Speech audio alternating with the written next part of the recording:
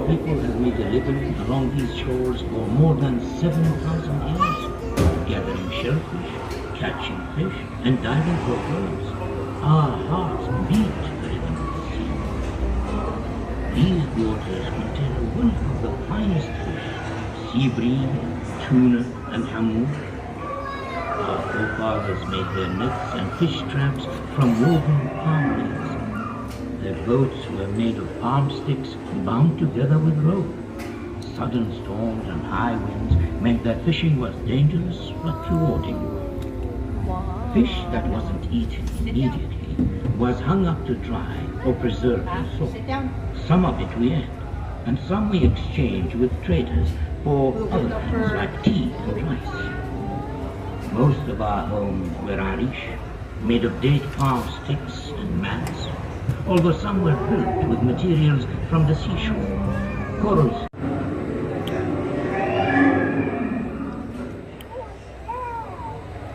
The camels.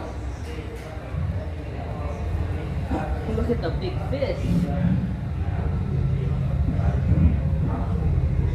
That's the sound of a camel.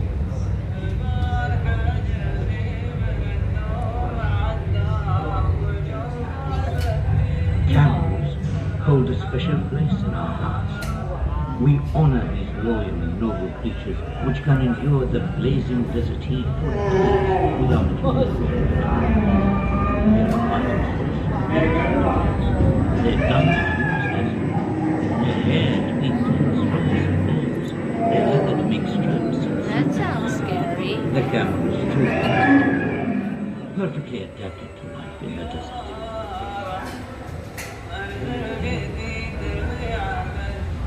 These camels have been loaded with dates, dried fish, household goods and food.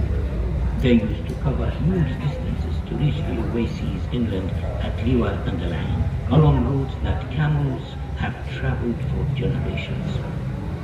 Camel trains carried wood, charcoal, food and fodder back and forth between the coast and the inland oases, bringing much needed supplies.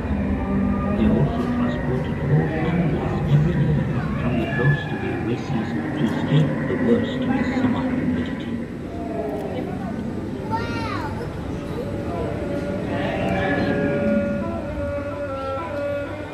This is what makes camels happy. In the desert they can smell water from many miles. This oasis is fed by 4 underground springs and a network of barrages, man-made channels that bring water from the mountains. Here we produce dates, cereals, vegetables, fruit and product. It's a kind of paradise, cool and tranquil. At night the birds settle in the safety of the trees, and you have to keep a watchful eye for the snakes and scorpions. The camel raising beds were nomadic during the months of wood grazing, and would settle around oasis wells in the summer. Many would live in traditional desert tents made of woven cloth.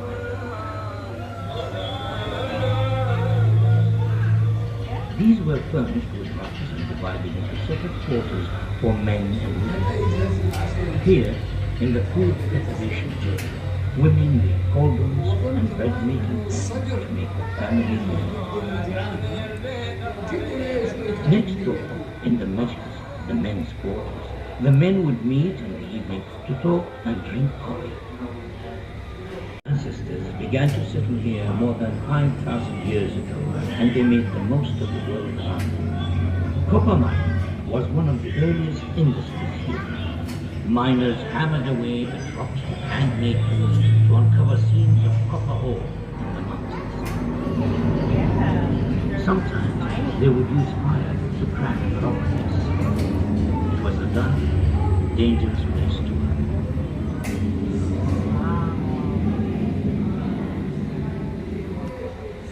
Once mined, the copper ore was heated to separate the copper from the ore, a process known as smelting.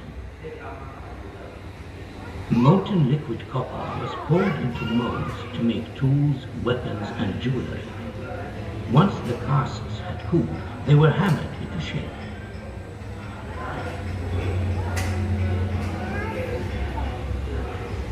Settle down, please, children. Turn to page 17. Can anybody tell me what they see here? See, sir, Ahmed? the man is diving for pearls. My great-grandfather was a pearl diver. He could hold his breath for ages. He taught me to swim and dive. One day, I'd like to be a diver too. Yeah, it's a barracuda. I told you, the seas are now blood. Families left behind were anxious about their loved ones. Some of the men never returned. The divers were weighted down as they plunged to the shallow banks to search for oysters. It was a dangerous job, with stinging jellyfish, sharp shoals, and no moving. But a lucky girl might establish a family's fortune. To keep their spirits up, an ilham would chant to inspire the pearls, leading them all in songs which marked each stage of their work. Said they did pearl farming here.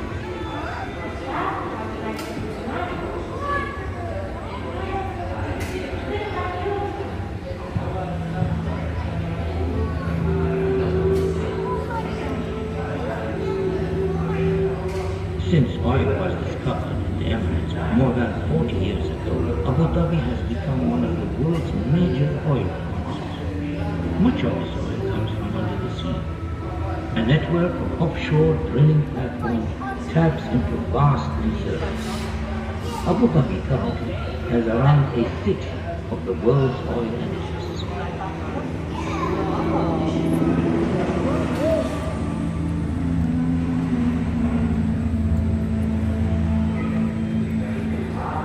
That's what I would like to be when I grow up, Grandfather. A bit like your father. The underwater pipelines are maintained by highly skilled commercial divers. They wear protected suits and dive to the seafloor to work on the pipes, moving through the murky waters amongst the fishes and creatures of the sea.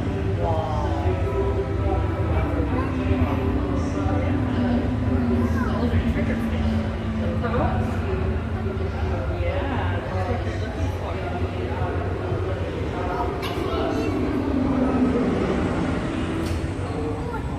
That's a helicopter.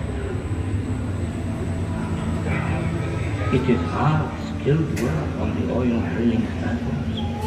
Highly trained men operate the drills, pumps, and other heavy machinery, extracting crude oil from beneath the sea.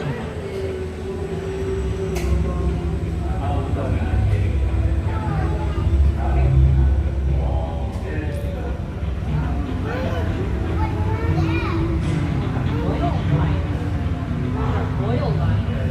These futuristic structures are oil production facilities.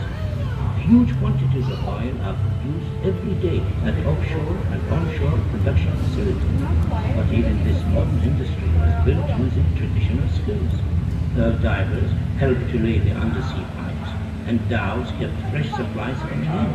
Nowadays, massive tankers are needed to transport the oil and gas to the rest of the world.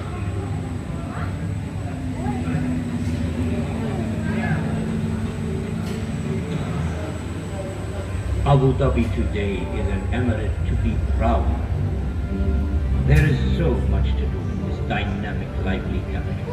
Busy streets, shopping malls, markets, hotels, a fantastic waterfront, beautiful mosques, magnificent fountains and parks. In little over a generation, Abu Dhabi has been transformed into one of the great trading and business centers of the world. This is now a vibrant cosmopolitan city with a proud heritage rooted in the traditions and values of its desert and sea